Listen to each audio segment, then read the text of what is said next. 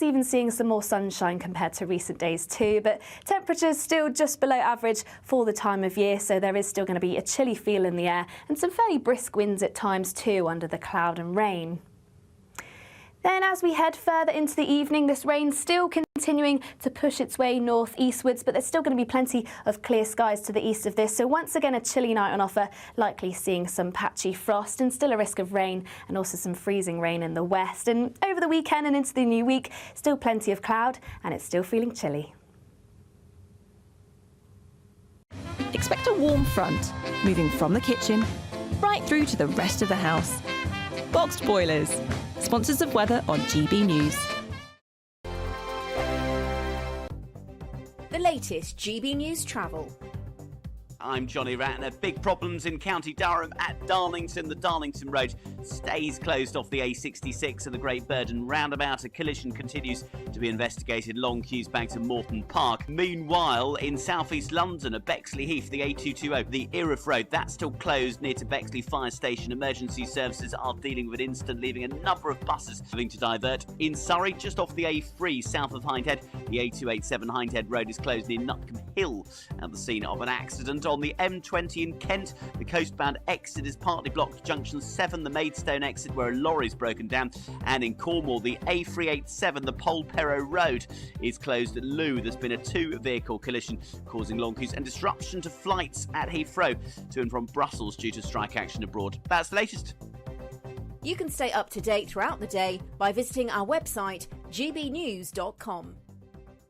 We're doubling your chances to win in our latest Great British giveaway with 2 fabulous prize bundles up for grabs. There's 2 lots of a totally tax-free £10,000 in cash. You'll also receive a brand new iPhone 16 along with £500 in shopping vouchers to spend at your favourite store. And the best news is 2 lucky winners are going to win. For another chance to win, text cash to 63232. 1 entry costs £2 plus 1 standard network rate message, or text bonus to 63232. 5 entries cost £5 plus 1 standard network rate message. Go to gbnews.com/win. Entries start from just £2. Call 0903 681 3232. Calls cost £2 plus your network access charge, or post your name and number to GB11 PO Box 8690 Derby DE1 9TT. UK only. Entrants must be 18 or over. Lines close at 6 p.m. on the 7th of March. Please check the closing time if listening or watching on demand. Good luck.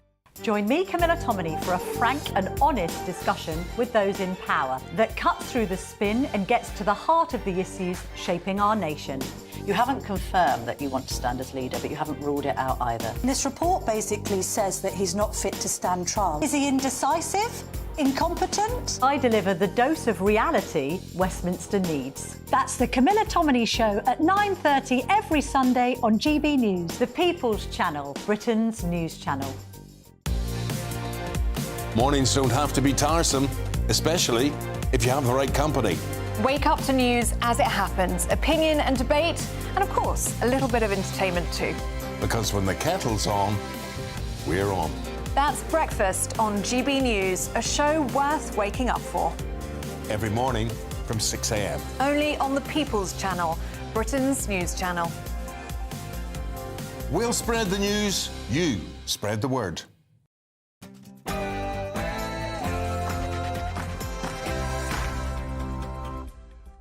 Hello there, it's 6 o'clock. I'm Michelle Dewberry and this is Dewbs & Co. Coming up tonight, another day and another attack on innocent people on European soil. This time, a car has been rammed into crowds which included children. Its driver, an asylum seeker from Afghanistan who, you guessed it, was known to the police. I mean, ladies and gents, what do we even now say? What have our leaders done to Europe?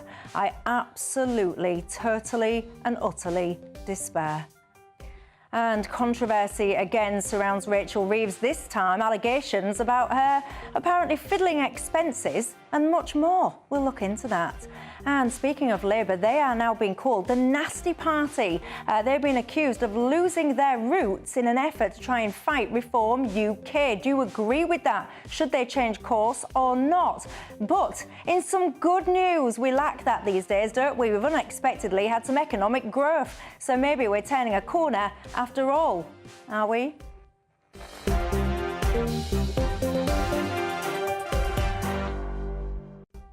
keeping me company tonight. My panel, I've got a new face, Matthew Torbett, the former Labour advisor. Alongside him, I've got returning face Kelvin Mackenzie, the former editor of The Sun. But before we get stuck in, let's cross to the news desk and give you your 6 o'clock news headlines.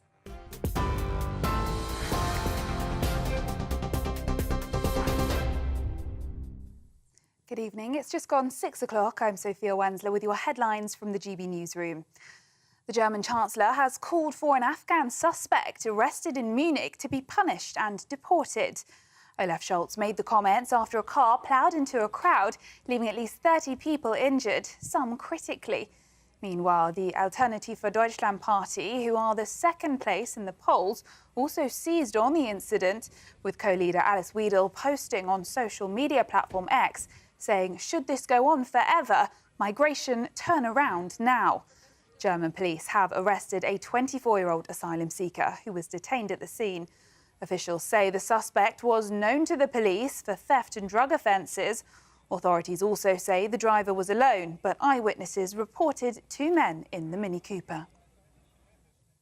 Ukrainian President Volodymyr Zelensky says Kyiv will not accept any peace deal agreed by Russia and the US without its involvement. This comes after the Kremlin confirmed Ukraine will, of course, take part in any peace deal negotiations. It follows Donald Trump claiming he and Vladimir Putin had agreed to start talks on ending the war immediately. In other news, an inquest into the death of a 12-year-old girl who said she was raped by an older boy has found none of the authorities who had contact with her could have prevented her death. Our North West reporter, Sophie Reaper, has the details from outside Liverpool Crown Court.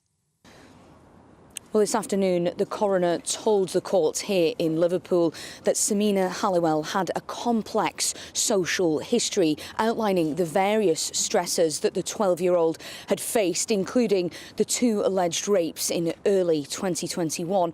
However, despite the family's arguments that more could have been done by various services across the board to try and save Samina's life, today the coroners ultimately ruled that nothing more could have been done to save 12-year-old Samina Halliwell.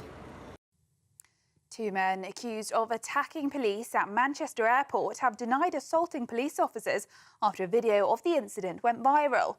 20-year-old Mohammed Ahmaz faces multiple charges, including causing actual bodily harm to 2 officers. His brother, 25-year-old Mohammed Ahmad, is charged with injuring a male officer during the brawl at Terminal 2. A female officer suffered a broken nose, and 2 officers remain under investigation for potential misconduct. Both men had their unconditional bail extended after they entered not guilty pleas at Liverpool Crown Court. And King Charles and Queen Camilla have been met by a large group of anti-monarchy demonstrators on their visit to Middlesbrough today. The royal couple were greeted by the Republic's large yellow placards reading "Not My King," with protesters chanting the phrase as they arrived. The King and Queen were in the northeast city to learn how the town is supporting its residents across a range of issues, from mental health concerns to knife crime. Those are the latest GB News headlines. Now it's back to Michelle. For the very latest GB News direct to your smartphone, sign up to News Alerts by scanning the QR code or go to gbnews.com/alerts.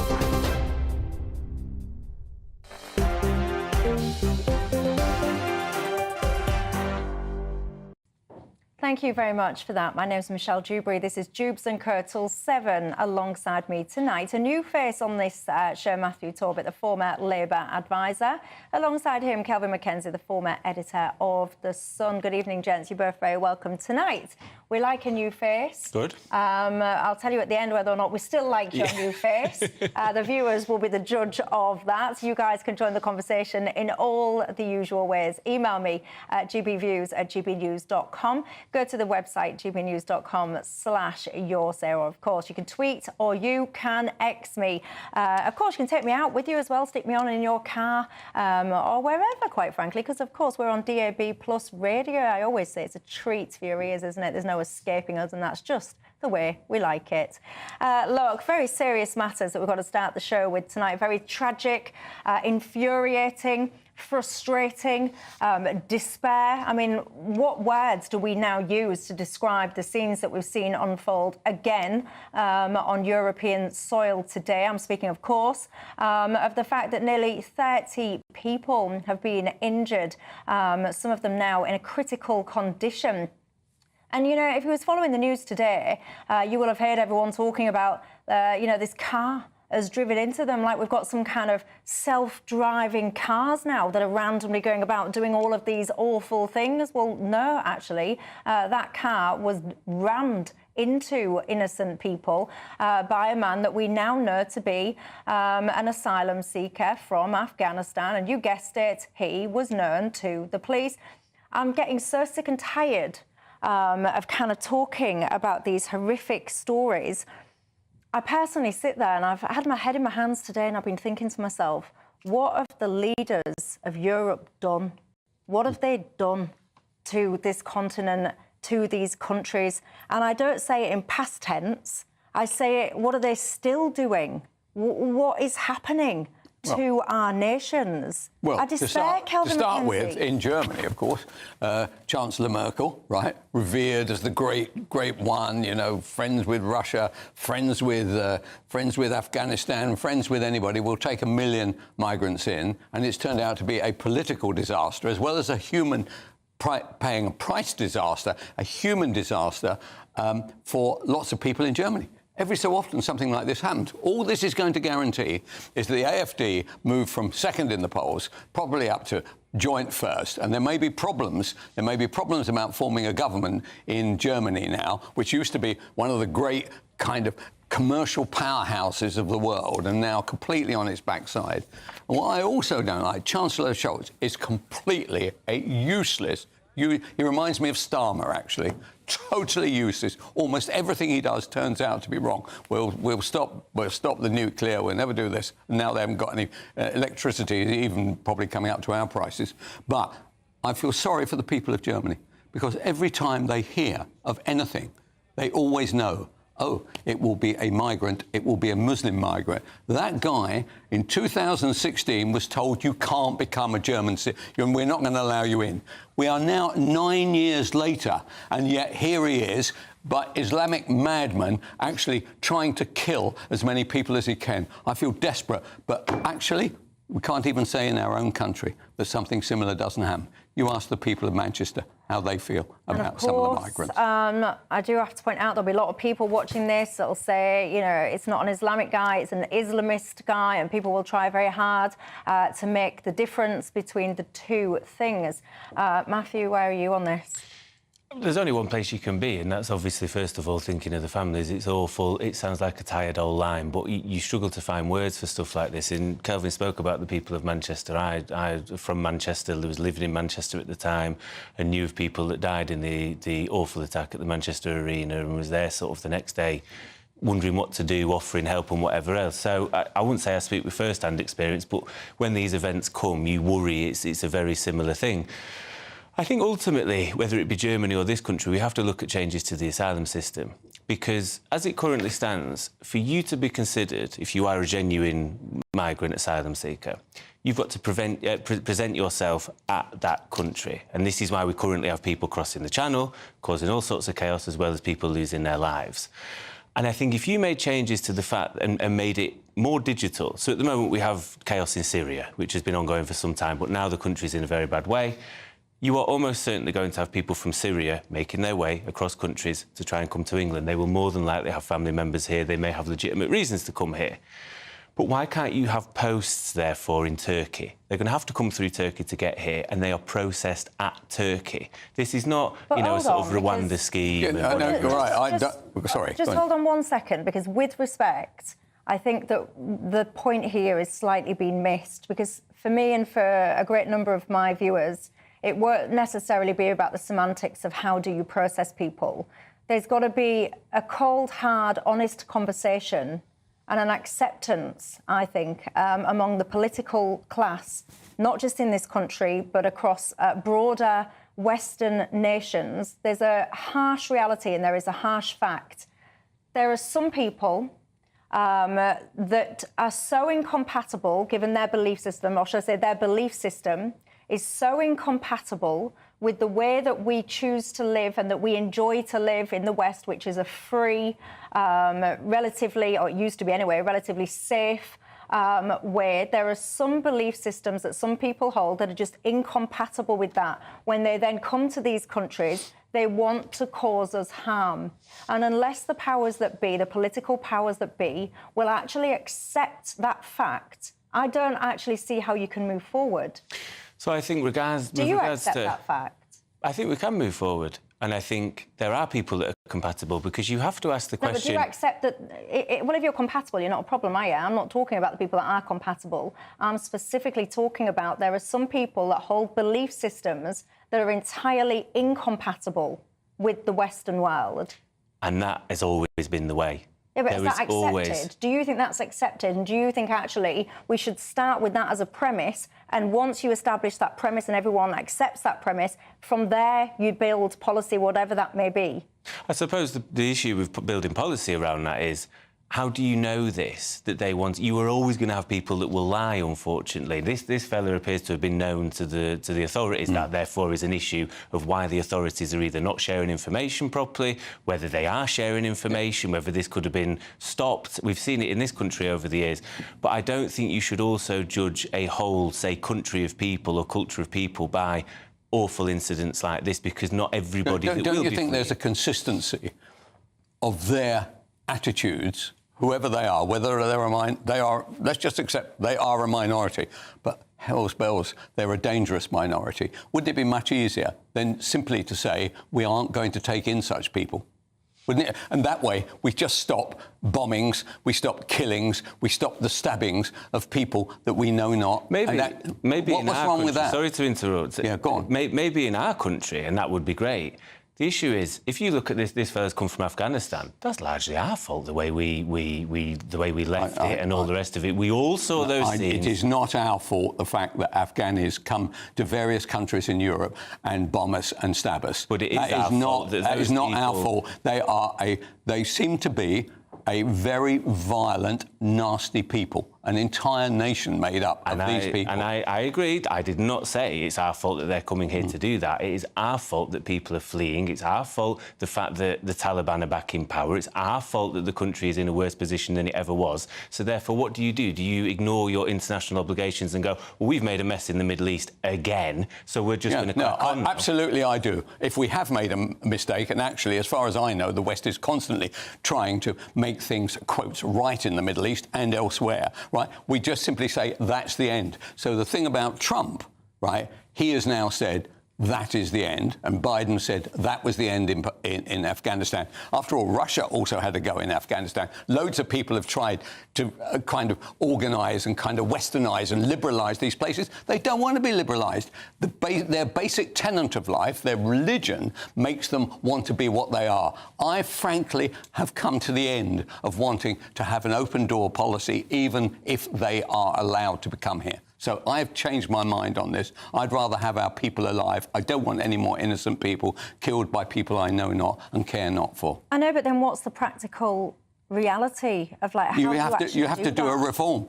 You have to do a reform. Unfortunately, we are literally going to turn them back. Like we are going to have to turn these people back. After all, they almost invariably, everybody on that boat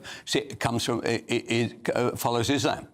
I mean, our nation... I saw a piece of Pew Research the other day saying that we're going to end up with by 2015, 18 to 19% of the country will be Muslim. Well, actually, I don't want to see that.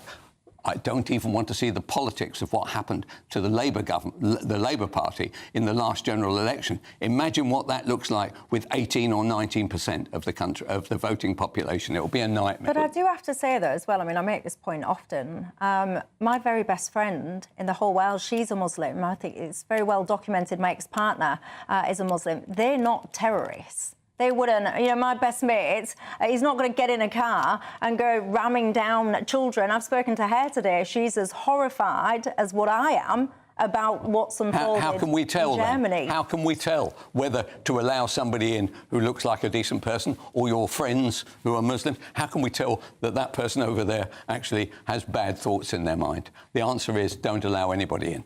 Why should I take the risk? Why should I take the risk with my family? Which is lovely, but we have enough people here, born here, from all different religions, all non-religions, that also have bad ideas in their mind, and this comes back to whether it's the idea of he's a bloke or he's whether he feels ostracised or whether. This is not to give him any sort of sympathy, but we need to get to these people before they get to that way. Who feels ostracised? The people that tend to commit terrorism tend to commit for several different reasons, and these are complicated reasons, one of which can be ideological. That may turn out to be the case, therefore maybe he isn't compatible with how we live in the West. Others, we've seen lone wolf-style attacks in places like Plymouth, whereby people, they involuntary celibate and all the rest of it. There's something wrong with young men and the way they're getting angrier and angrier from west, east, all the rest of it that needs to be tackled, and we don't talk about it enough in this country, I don't think. Honestly, I just absolutely despair. It makes me feel really sad. It makes me just feel really hopeless. It makes me feel worried for the future. What is the answer to all of this? Do you have the answer? What practical things can actually be done across Europe, in this country? What could actually be done? What could actually, I don't know, has it all gone too far? Because when I'm saying to you what could be done, I feel there's a small part of me, depressingly in my mind, that sits here just thinking it's too late, it's all too late. I don't know, do you share my pessimism? Have you got better ideas than what you're hearing here? Get in touch and tell me. Are you someone like my best friend who's a Muslim, and you sit there and you hear people saying, I don't know, talk about Islam again, and does it make you put your head in your hands? Because you also despair. Get in touch and tell me what you make of this absolutely tragic situation that's happened again in Germany today. All the usual ways: email, you can tweet me, or of course you can go to the website. Coming up after the break, the conversation will continue, but I also want to talk to you about Rachel Reeves, the Labour Party. I've got some good news for you as well. It's not all bad, this time in relation to the economy. I'll see you in 2.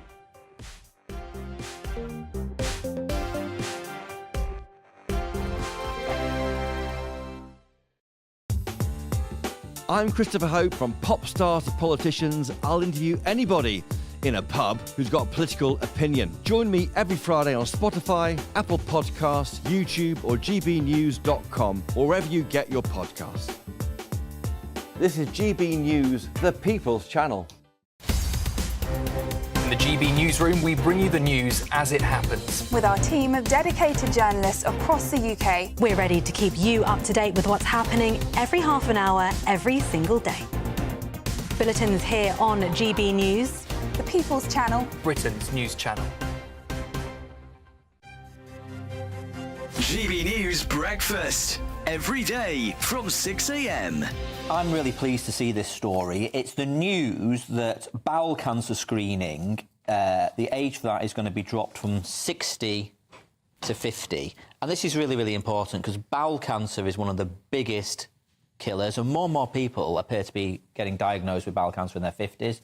Not entirely clear why. And there was an inspirational woman called Deborah James who I actually met when I used to be the Shadow Health Secretary, and I remember meeting her when she had her cancer diagnosis and supporting her campaign, and she sadly passed away a couple of years ago, but it was a phenomenal campaign, and I think did inspire the nation. And this is so important. So people in their 50s are going to be sent these kits in the post. And I suppose my plea is just do not ignore these kits because you can deal with cancer if you catch it early enough. Yeah. So I mean, this is not the most pleasant thing to do, and a lot of us aren't used to it and talking about it and whatever, but it's essential, obviously, to do. Yeah, I mean, absolutely. And the other reason I wanted to sort of flag this is, I mean, we can sometimes make ourselves sort of pretty miserable looking at the newspapers, but this is undoubtedly a good initiative that the government have done this, and that campaigners have persuaded the government to do this. So, look, I just want to plea to everybody watching, if you get one of these kits, use it. And, of course, I think it's really important within that to point out that this would not have helped Deborah, because Deborah was 40 when she died. And what's really important when you see stories like this is to pay attention to what your body is telling you. And if you have symptoms that are weird, it is important to go to your doctor and to talk about them and to take the tests. GB News, the People's Channel. Headliners on GB News 11 p.m. every night. It's got 3 top comedians going through the next day's newspapers so you don't have to read them, which is great. That's a good point. He's lying. I mean, maybe he's not lying. That's Headliners every night from 11 p.m. and 5 a.m. as well on GB News, Britain's news channel.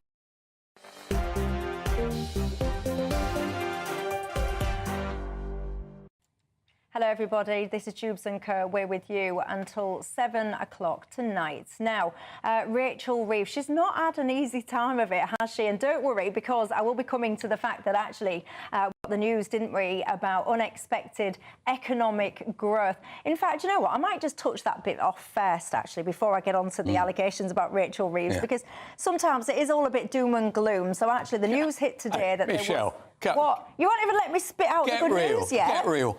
Point.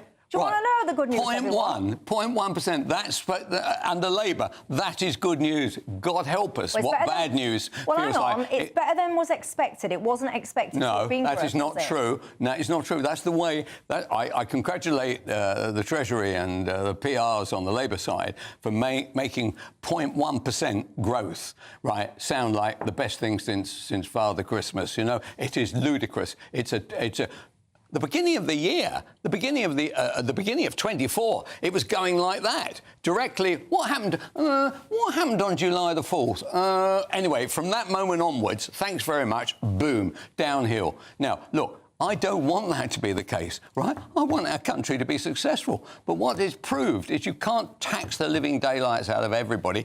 Tories are as bad. Tax the living daylights out of everybody and then expect there's some kind of growth. You don't want to regulate everything. You don't want to tax everything. You want people to be free to get on and lose their money and make their money. And we have no government now, right, since Cameron. Cameron was no good, right? We have nobody who actually believes in any of this.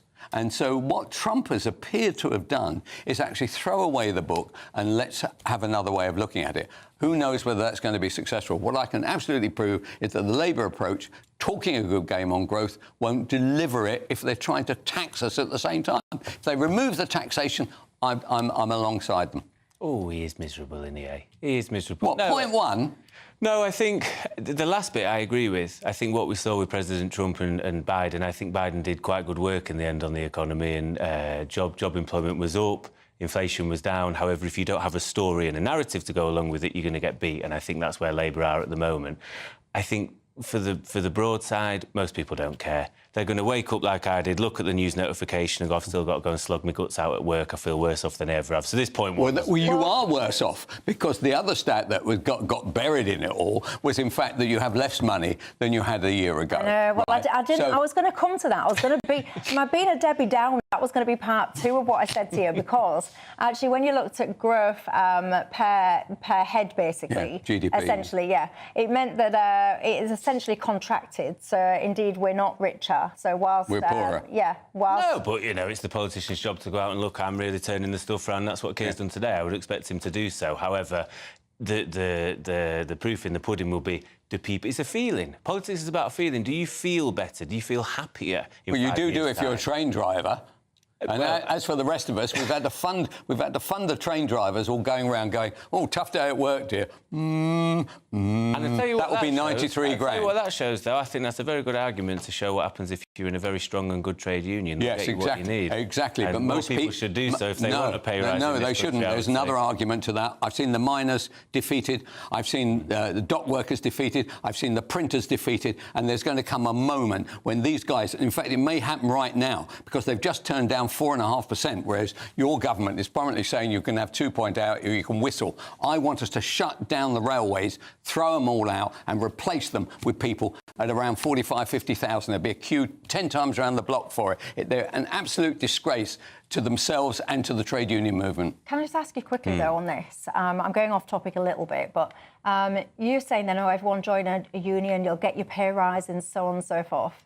So on the one hand, you've got let's stick with the train driver example. You've got, on the one hand, Labour are giving what one union boss called no strings attached pay rises to people in the rail industry. On the other hand, you've then got a government which is telling us that we're going to be front-footed, pioneering when it comes to AI.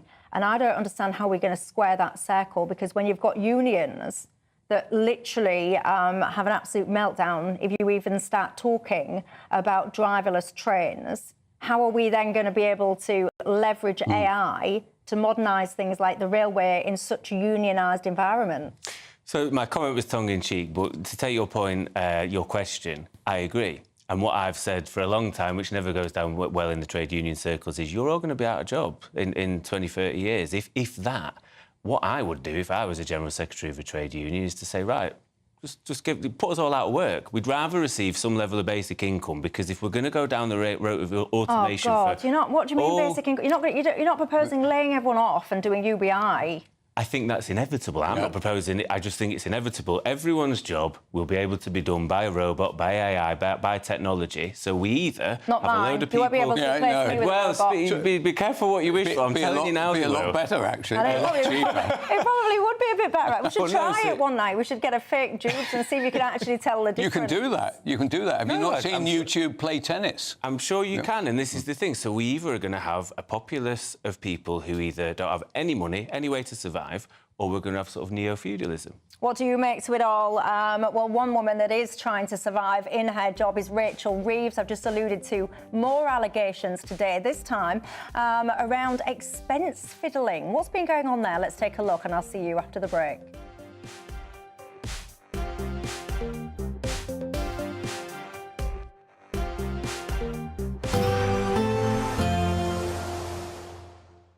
Ready to soak up that holiday sunshine? Won't we need some cover? No worries. All sorted. All Clear Travel Insurance sponsors GB News Travel Destinations Forecast. We have some heavy thundery rain affecting eastern parts of the Mediterranean at the moment. Meanwhile, there is also a band of rain pushing in from the west tomorrow, affecting parts of Madeira later on and pushing into the far west of Spain and Portugal as well. Also some hefty rain affecting Italy, but it's around the Adriatic coastline where we're going to have some heavy thundery downpours, even some significant snow for Croatia in particular, with 10 to 20 centimetres even to lower levels. Elsewhere, a mostly fine story. All Clear Travel Insurance sponsors GB News Travel Destinations Forecast. Hello there, good evening. Welcome to your GB News weather update from the Met Office. Looking ahead into tomorrow, it's going to be a cold and frosty start for many of us. Cloudy and damp in western parts though, but away from this we should see some brighter weather. Now we're still under the influence of this Scandinavian high bringing us an easterly and chilly flow of air, but milder air and also some frontal systems do try to edge their way into this evening. That's bringing in some thicker cloud, also some outbreaks of rain for Northern Ireland, parts of Devon and Cornwall through the early hours. But away from this, a mix of cloud and also some clearer skies, and where we see the clearest of skies, that's where temperatures are soon going to dip away and we're likely to see some frost by the morning. Where this rain starts to creep in, it does fall into some colder air, so a chance we could also see some freezing rain mixed in here, also a chance of some hill snow, so do take care if you're out and about during the early hours of the morning. But nevertheless, it's going to be quite a damp start across the southwest, southern parts of Wales, similar across Northern Ireland, a damp start here. But elsewhere it should be largely dry, but it is going to be feeling cold, likely to see quite a widespread frost across the northwest of Scotland, and a few showers feeding into the northeast of Scotland too, where once again we could also see some hill snow. Now, through the course of the day, this cloud and rain does try to edge its way northeastwards, but it's fairly slow moving. Still could bring some snow to higher ground. Away from this, though, it should be largely dry. Could even see some more sunshine compared to of late, but temperatures are still around, if not just below average, so it is still going to be feeling chilly and fairly blustery at times under all this cloud and rain. And as we head into tomorrow, fairly similar picture. Less sunshine around though, still plenty of cloud. Also some outbreaks of rain and drizzle, mainly confined to central and southern parts. But even across the northeastern parts of England and Scotland, we could see some drizzle here and once again some snow across high ground. And over the weekend into next week, still plenty of cloud around, and it's also still going to be feeling fairly chilly. That's it from me. Bye-bye. The latest GB News travel. Good evening, I'm Johnny Ratner. Big problems in North Lanarkshire for the M80, which is blocked northbound just after junction 5 near Cumbernauld. At the scene of an accident. Moving into County Durham and at Darlington, the Darlington Road remains shut just off the Great Burden roundabout of the A66 following a serious collision in Lincolnshire, midway between Long Sutton and Holbeach. The A17 has been shut in Fleet, Hargate and Gedney following a collision. In Surrey, just off the A3 south of Hindhead, the A287 Hindhead Road remains shut following a serious accident. In Kent, the A21 at Flimwell, that's closed where a trailer has overturned. And on the M20 in Kent, the coastbound exit partly blocked at junction 7 and Maidstone, a lorry is broken down. And finally in Cornwall at Loo, the A387, the Polperra Road stays shut following a two-vehicle collision near the Ten Creek turnoff. That's the latest. You can stay up to date throughout the day by visiting our website, gbnews.com.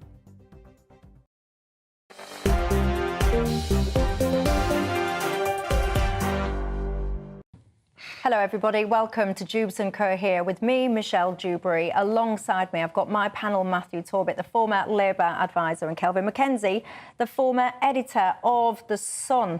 And speaking of The Sun, we're just about to start talking about Rachel Reeves. There's been allegations about some of the stuff that she's been up to in her past. I'll come on to that in just a second, worry not. But they're reporting it now in the Sun newspaper that a Labour minister, I mean, we've been talking, haven't we, about these Trigger Me Timbers, you know, the WhatsApp group, and people, of course, have been suspended as a result of that. Now, according to The Sun, the Education Minister, Stephen Morgan, he has been involved in some WhatsApp nonsense, apparently been incredibly insulting against some elderly people, veterans and more. Matthew? Memes showing Rishi Sunak being deported to Rwanda. You know, this is the calibre of MP we've currently got across Parliament, and unfortunately in the Labour Party. I just think... I spoke to someone in the week who's a journalist, and he said they felt a little bit sorry for the MPs in the Trigger Me Timbers ones because they were private conversations. But I said I'd feel a kernel of sympathy, but the issue I have is if you're going to be an MP, you have to understand you can't trust anybody. You should not be putting things in writing that you wouldn't say out loud in the chamber, and therefore you are not of the calibre that is needed. But hold on a second, because I completely disagree with what you've just said. You're saying that if you want to be an MP, you've got to realise that you shouldn't trust people.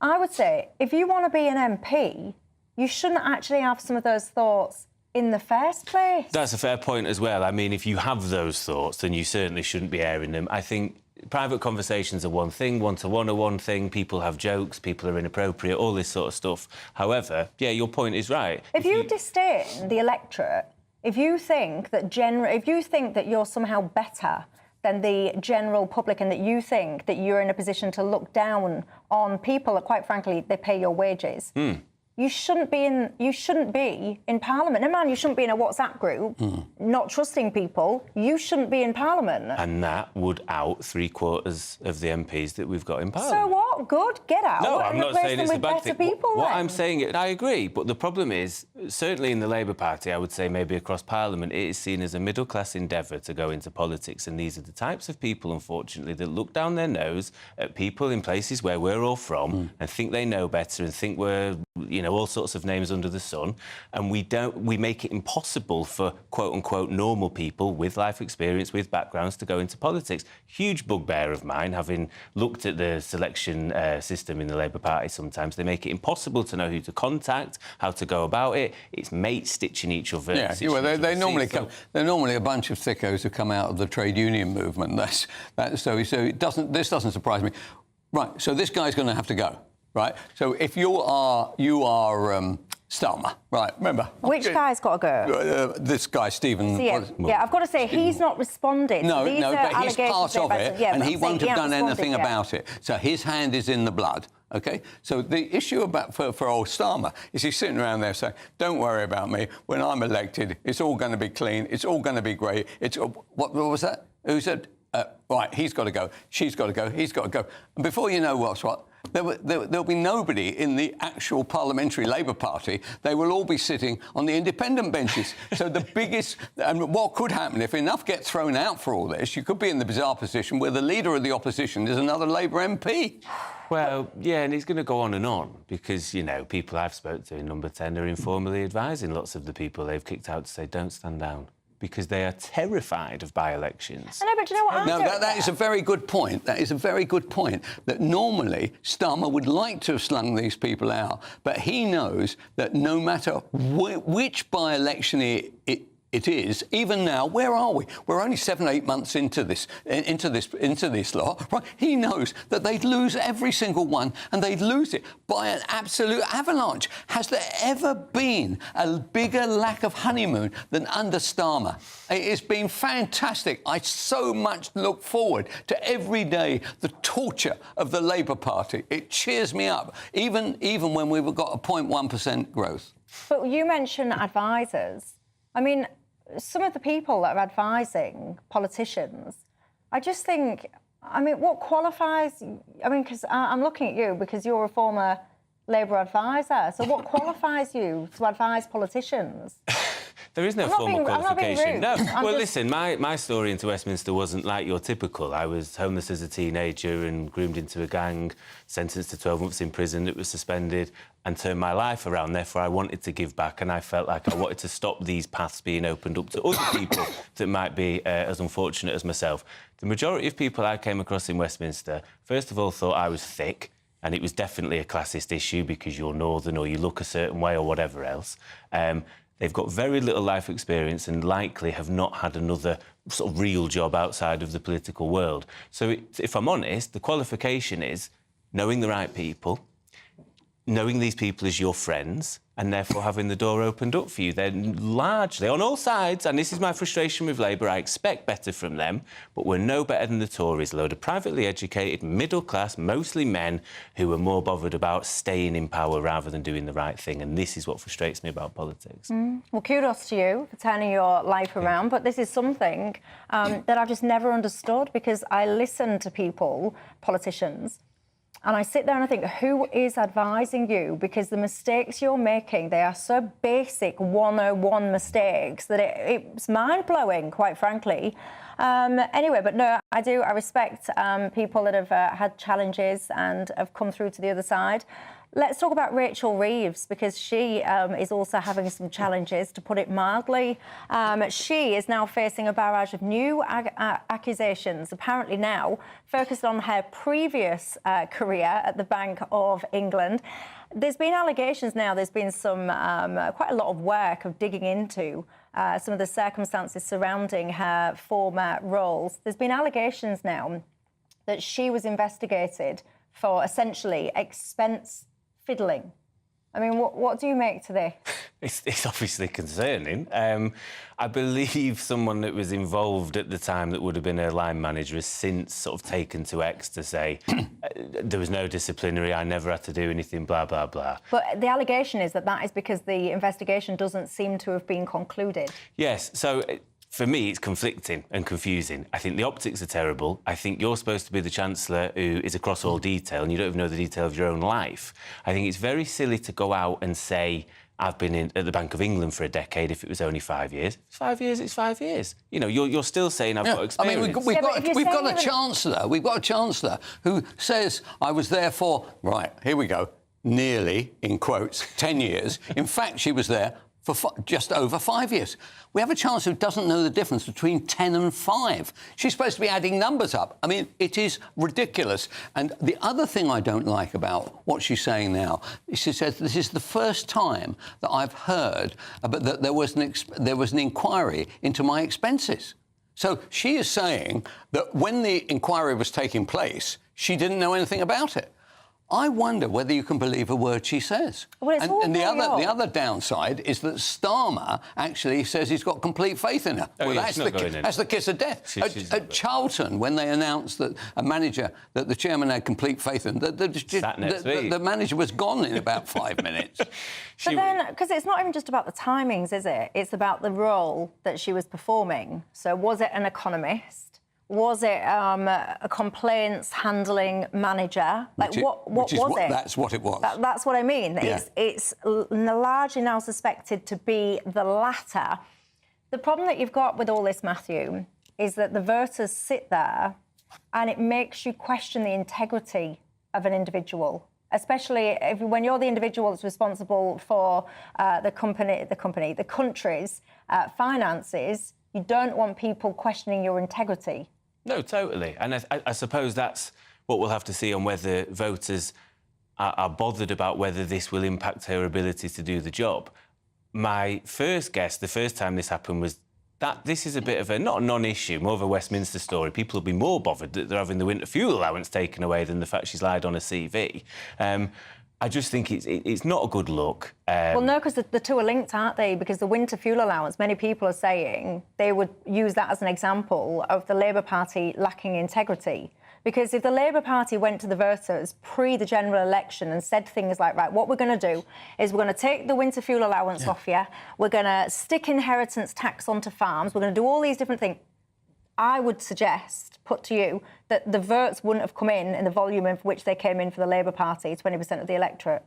I think they still would have won a majority, whether it be as large as it was. I think, you know, we could have pretty much announced anything and we would have won, it seemed. People were fed up. And I think people didn't necessarily like Labour. There wasn't a... When I was knocking on doors, it was... They hated the Tories more. Yeah. And if it had gone on for 6 weeks... Well, the Tories hated the Tories. Yeah, no, quite. So I think rather than integrity, it's poor political choices. Rather than bringing in £1.5 billion through the farmers and the winter fuel, you could put up corporation tax by 1% and bring in 3 times that amount and not have the optics of, you know, grandma going cold at Christmas and tractors all the way down Whitehall. You're not going to get all the city boys out in the barbers complaining at Westminster, are you? So poor political judgment, which brings us back to the advisers, totally out of touch with reality. Well, we've got lots we need to continue talking about. Look at the time, it flies, doesn't it? Don't go anywhere, though, back after the break.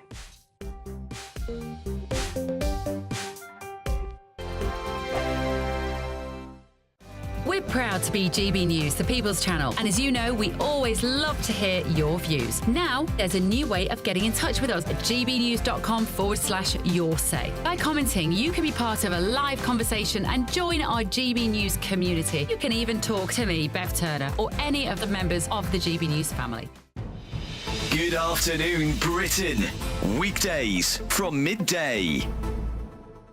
I'm here in M. Manzi's, which is now the oldest surviving pie and eel shop in London. It's been open since 1892, and as you said in the intro there, it's really sort of a dying breed. One of the sister sites of this shop, the distant relative, owned one of their own other shops in Deptford, and that closed on Saturday for the very last time. They've been open for over 100 years. So you clearly see that there's a declining, not necessarily a declining interest, that's the wrong way of putting it, but it's nowhere near as prevalent as it used to be. This was a staple of the East End, and it's now gone from about 300 shops in the Victorian times to under 40 now, and it's declining further and further. Now, also, a couple of months ago, I was in Basildon talking about a similar story with Richard Holden, trying to create a protected status for pie and mash to prevent sort of copycats from stealing the recipe and making it less authentic. So that is ongoing. There's clearly interest in it, and tourists enjoy coming in here. Hopefully, I'll get one of my own pies shortly and have another taste. But it would be a shame to see this go. It's not just about the pie and the taste and the flavour, which is fantastic. It's also about history and community. A lot of people come in here as regulars, so we're just shining a light on a crucial part of London's historic economy. It's a bit of good fun, and it certainly tastes very good as well. Demographics have changed, yeah, and actually a lot of the ownership, the people who would run these shops traditionally over the last few decades are moving out towards the west, they're moving towards Kent, they're moving towards Sussex, so there are demographic changes, and no doubt that is influencing it as well. And as I say, it's important to do stories like this just to remind people of London's history and why it's important to support these local businesses. GB News, the People's Channel. This is Britain's Newsroom, where your voice matters. It's just astonishing. With expert analysis and honest opinion, we don't just keep you informed. We bring you unique perspectives you won't see anywhere else. Can't argue with any of that. When the news happens, It happens here. On Britain's Newsroom, weekdays from 9:30am. Only on GB News. In the GB Newsroom, we bring you the news as it happens. With our team of dedicated journalists across the UK, we're ready to keep you up to date with what's happening every half an hour, every single day. Bulletins here on GB News, the People's Channel, Britain's news channel.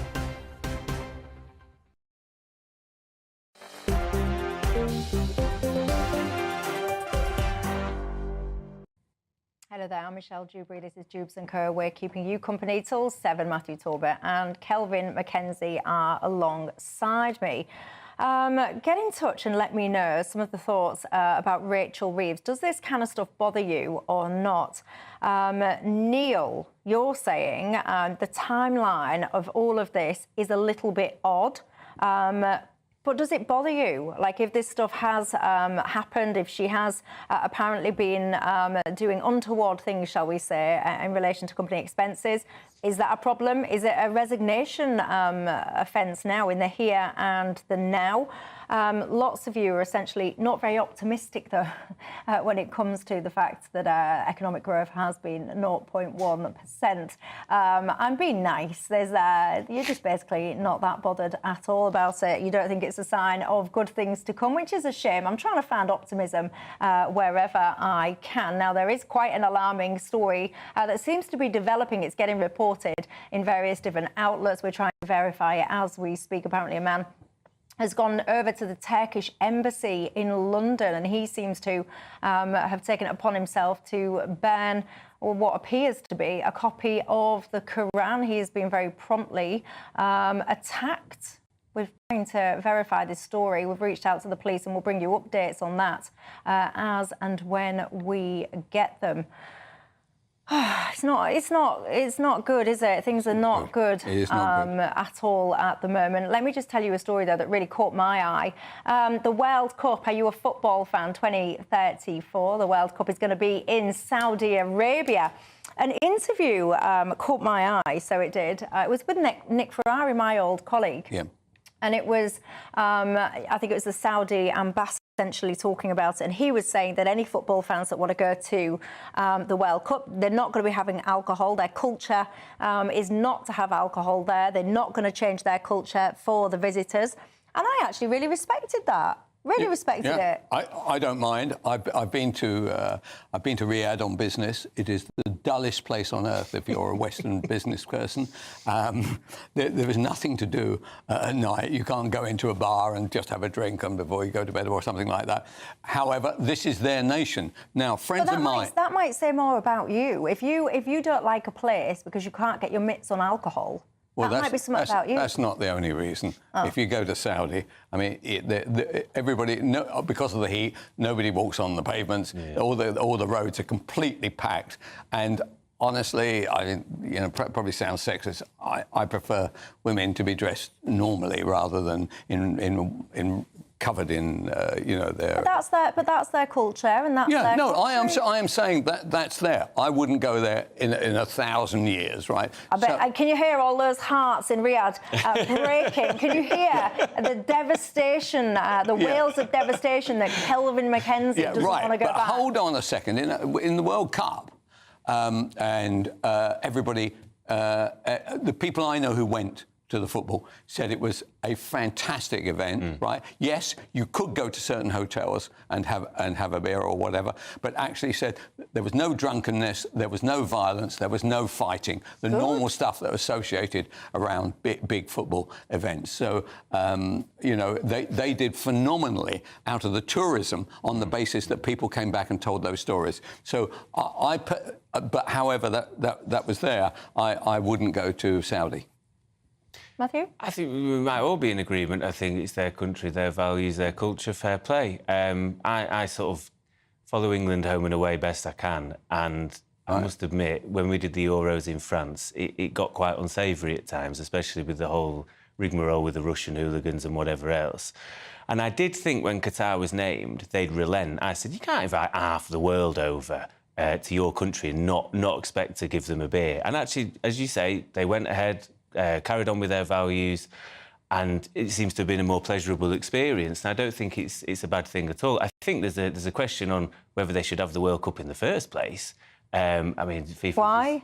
Well, FIFA's as corrupt an organisation as you'll find in the world, I'd say, just on previous historical decisions. And I just think I don't like the idea of probably getting into Winter World Cups as a more normal thing, as a regular thing. It's 40-degree summers. I suppose you could make an argument that is there a normalisation of some of the more backward elements of Saudi society by them using it as maybe a sports washing exercise. I also don't like the fact that they have the boxing. I find the atmosphere absolutely dull as dishwater because you haven't potentially got a load of drunk England fans going, come on. Yes, it does make me laugh listening to Barry Hearn and co. all extolling now the virtues of Saudi, which in 60, 70 years he'd never been to, but now this guy's throwing money around like a drunken sailor. Every major fight in the world's taking place over there, and he basically owns boxing. Look, the Saudis have done a great job. I have met that Saudi, the ambassador who was talking to Nick Ferrari, right? Where does he live? He has a huge country estate in Oxfordshire. Right? So he is not spending his days wandering around Riyadh trying to find a beer. He has a very good life. Very clever man, actually. Craig, he's got in touch and he says, Michelle, this is very simple. No alcohol will equal absolutely zero trouble. He thinks it's an absolutely great thing. Next, Craig, you'll be suggesting that football games in England, the UK, then perhaps should be dry. Is that your next step? Get in touch and tell me. Lots of people, Matthew, getting in touch. They're saying about what they're saying, Rachel from accounts. This sentence, it really gets a lot of criticism because people are saying, oh, you're only saying that about Rachel Reeves because she's a woman, it's misogyny. I don't know. We spend a lot of time getting offended by things that aren't that important. I think it was more bizarre. Well, I don't know what was more bizarre. When she dyed her hair ginger, I thought that was a bizarre decision anyway for all the 2 weeks. But the fact that that was a talking focal point, I think, would you do that for a fella? I don't know. Maybe if a fella dyed his hair, maybe that would be a big story. I think ultimately it's a little jibe because she's maybe not qualified for. Well, they should refer to Keir from HR, shouldn't they? Because one of his senior aides, his chief of staff, said that he wasn't a leader. He was like an HR manager. So we should start calling him that. I think Rachel from Accounts is a good piece of satire, and I noticed that the women all jump on it saying it's misogyny. It's a gag, right? Actually, there's far more serious things to say about Rachel Reeves than Rachel from Accounts. Well, you used to have Spreadsheet Phil. Do you remember they used to call... Philip Hammond. Yeah, they used to call Phil Hammond, didn't they? Spreadsheet Phil. Lloyd's got in touch and said, Michelle, coming back to your conversation about MPs, you shouldn't be able to run as an MP, he says, unless you've got 5 years' experience running a successful business. That's an idea. And that's one of the things that Reform UK, they spend a lot of time, don't they, saying that there's not enough business experience, particularly in the front bench. Well, that'll price a lot of people out, surely. Yeah, well, that's good, isn't it? No. As in, there are many women up and down this country who, because of taking on unpaid labour at home stereotypically, don't get the chance to go back into the workplace. Now, success can be seen in many different ways. You could be an amazing single mother and be a great MP. But but also Angela Rayner isn't a good example. example, But I've got to say as well, there are also a lot of women that do run successful businesses and are very successful entrepreneurs as well. John says, Michelle, if I lied and diddled my CV, I'd expect to get fired. He's asking why is there one rule for the private sector and he's asking another for the public one. A lot of people have got in touch about you as well. They've said, Matt is a good man. He's allowed back. That's what Simon's just said. There you go. The audience will decide. Thanks, guys. Thank you at home. Have a good night, and I'll see you tomorrow. We'll see a cold snap, which will quickly develop into a warm front. Boxed Boiler Repairs, sponsors of weather on GB News. Hello there, good evening. Welcome to your GB News weather update from the Met Office. Looking ahead into tomorrow, it's going to be a cold and frosty start for many of us.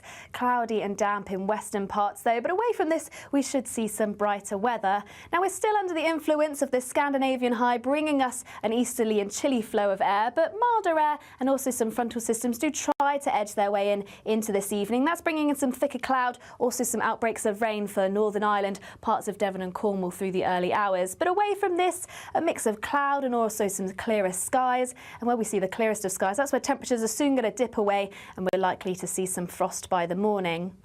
Where this rain starts to creep in, it does fall into some colder air, so a chance we could also see some freezing rain mixed in here, also a chance of some hill snow, so do take care if you're out and about during the early hours of the morning. But nevertheless, it's going to be quite a damp start across the southwest, southern parts of Wales, similar across Northern Ireland, a damp start here. But elsewhere it should be largely dry, but it is going to be feeling cold, likely to see quite a widespread frost across the northwest of Scotland and a few showers feeding into the northeast of Scotland too, where once again we could also see some hill snow. Now, through the course of the day, this cloud and rain does try to edge its way northeastwards, but it's fairly slow moving. Still could bring some snow to higher ground. Away from this, though, it should be largely dry. Could even see some more sunshine compared to late, but temperatures are still around, if not just below average, so it is still going to be feeling chilly and fairly blustery at times under all this cloud and rain. And as we head into tomorrow, fairly similar picture. Less sunshine around though, still plenty of cloud, also some outbreaks of rain and drizzle, mainly confined to central and southern parts. But even across the northeastern parts of England and Scotland, we could see some drizzle here and once again some snow across high ground. And over the weekend into next week, still plenty of cloud around, and it's also still going to be feeling fairly chilly. That's it from me. Bye-bye. A nice bright morning will generate a lovely warm day, right through to the evening. Boxed Solar, sponsors of weather on GB News. The latest GB News travel. Good evening, I'm Johnny Ratner. Big problems up in County Durham this evening. The Stockton Road is closed westbound at Darlington off the A66, the Great Burden roundabout at the scene of an accident. And in West Yorkshire, the M1 is partly blocked southbound from junction 46 to 45 to the east of Leeds at the scene of a collision. On the M6 in the West Midlands, the inside lane is closed northbound from junction 10 to 10A towards the M54, where a lorry is broken down. In Lincolnshire, Midway between Holbeach and Long Sutton, the A17 is partly blocked to Fleet Hargate. There's been a collision near Fleet Road. In Kent, a trailer is overturned, blocking the A21 at Flimwell, and in Cornwall, the A387 at Lewes closed following a two-vehicle collision. Expect disruption to flights at Heathrow to and from Brussels due to industrial action abroad. And that's the latest. You can stay up to date throughout the day by visiting our website, gbnews.com. Don't miss your chance to be one of two big winners in our latest Great British giveaway, as we have two prize bundles that have to be won. First, you'll win a totally tax-free £10,000 in cash to spend however you like. You'll also receive the very latest iPhone 16, and we'll send you on a shopping spree with £500 to spend in your favourite store. For another chance to win, text cash to 63232. One entry costs £2 plus one standard network rate message, or